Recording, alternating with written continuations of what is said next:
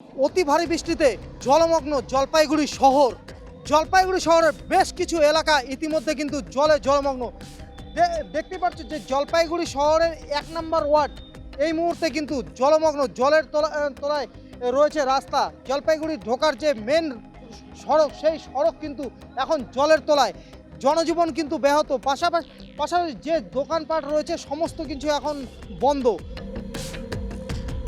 ভারী বৃষ্টিতে জলমগ্ন জলপাইগুড়ি, গ্রাম ছাড়িয়ে জল ঢুকছে শহরেও। তিস্তা সংলগ্ন অসংরক্ষিত এলাকায় লাল সতর্কতা ও সংরক্ষিত এলাকায় জারি হলুদ সতর্কতা। এলাকাবাসীর অভিযোগ, নিকাশি ব্যবস্থার অভাবে জলে ডুবেছে বিভিন্ন ওয়ার্ড। তিস্তার বাড়ন্ত জলে একের পর এক তলিয়ে যাচ্ছে আইসিডিএস সেন্টার থেকে প্রাইমারি স্কুল। সরকারি সাহায্য না পাওয়ার অভিযোগ স্থানীয়দের। অবিরাম বৃষ্টিতে বিপর্যস্ত জলপাইগুড়ি। গজলডোবা তিস্তা ব্যারেজ থেকে প্রায় 3000 কিউমেক জল ছাড়া হয়েছে শনিবার। একটানা বৃষ্টিতে জলমগ্ন ধূপগুড়ি পুরসভার একাধিক ওয়ার্ড। ফুঁসছে তিস্তা, জলঢাকা, ডায়না সহ একাধিক পাহাড়ি নদী। নদী তীরবর্তী এলাকাগুলির পাশাপাশি এবার জলমগ্ন ধূপগুড়ি পুরো এলাকাও। রাস্তা থেকে শুরু করে বেশ কিছু বাড়িতেও জল ঢুকে পড়ায় ভোগান্তিতে বাসিন্দারা। বেহাল নিকাশির কারণে জলবন্দী অবস্থায় দিন কাটাতে হচ্ছে, অভিযোগ ওয়ার্ডবাসীর। জানাই নাই, কোনো বাড়ি তো জানাই না, জানিয়ে লাভ নাই। এই রাস্তা এরকমই বছর বছর, কিন্তু বন্যার সময় কেউ আসে না। সমস্যা তো বলার মতো নাই, নিকাশি নালা ঠিক নাই, ভোট শেষ কাজ শেষ, ড্রেনের কাজ কোনো রকমভাবে পরিষ্কার হয় না, কোনো দিকে জলে যাওয়ার রাস্তা নাই, কেউ এসে দেখবেও না। জলযোগান ব্যবস্থা নয়, যে পরিমাণ বৃষ্টি হচ্ছে কিছু নিচু জায়গায় জল জমেছে। আমাদের সমস্ত কর্মীকে অ্যালার্ট করা হয়েছে, পৌর বন্ধুদেরকে বলা হয়েছে নজর রাখবার জন্য। আমরা জেসিপি থেকে শুরু করে যা যা সরঞ্জাম সবটাই রেডি আছে, এবং কোথাও যদি সেরকম পরিস্থিতি হয় আমরা সেটাকে মোকাবিলা করার জন্য প্রস্তুত।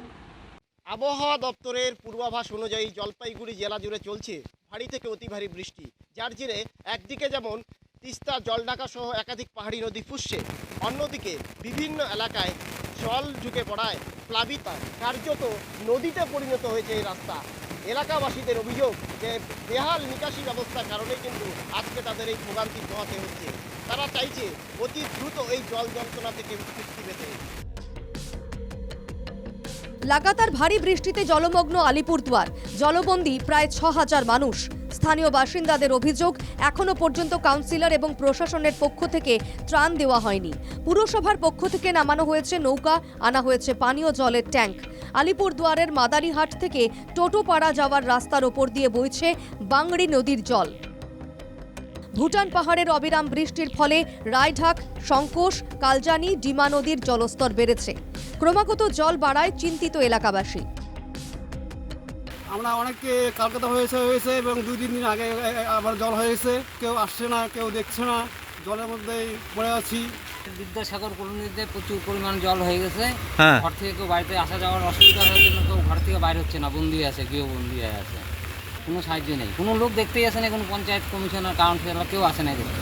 হ্যাঁ, তো আমরা দেখতে এসেছি কারো কোনো অসুবিধা হচ্ছে কিনা পারাপারের, কারণ এই 8 নম্বর ওয়ার্ডে এখানে নৌকার ব্যবস্থা করা হয়েছে। হ্যাঁ, ওরা নৌকায় করেই পারাপার হচ্ছে। প্রশাসন সবসময় পাশে আছে।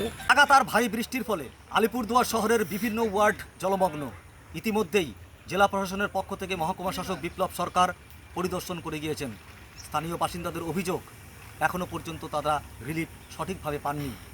ইতিমধ্যেই আলিপুরদুয়ারের বিভিন্ন নদী, রায়ডাক, শঙ্কোষ, কালজেনি, ডিমা থেকে শুরু করে বিভিন্ন নদীগুলো কিন্তু ফুসছে। লাগাতার যদি এই বৃষ্টি চলতে থাকে তাহলে কিন্তু ভয়াবহ বন্যা পরিস্থিতি হওয়ার সম্ভাবনা রয়েছে। মানসাই নদীর ভাঙনের কবলে কোচবিহারের মাথাভাঙ্গা 2 নম্বর ব্লকের তেকুনিয়া বনাঞ্চলের একটি অংশ। একই সঙ্গে ওই এলাকার একটি মাটির বাঁধও নদী ভাঙনের কবলে। সেচ দফতর পদক্ষেপ না নেওয়ার অভিযোগ বাসিন্দাদের। গোটা এলাকা প্লাবিত হওয়ার আশঙ্কায় দিন কাটাচ্ছে কয়েকশো পরিবার। পাকা বাঁধ ও দ্রুত ব্যবস্থা নেওয়ার দাবিতে সরব বাসিন্দারা।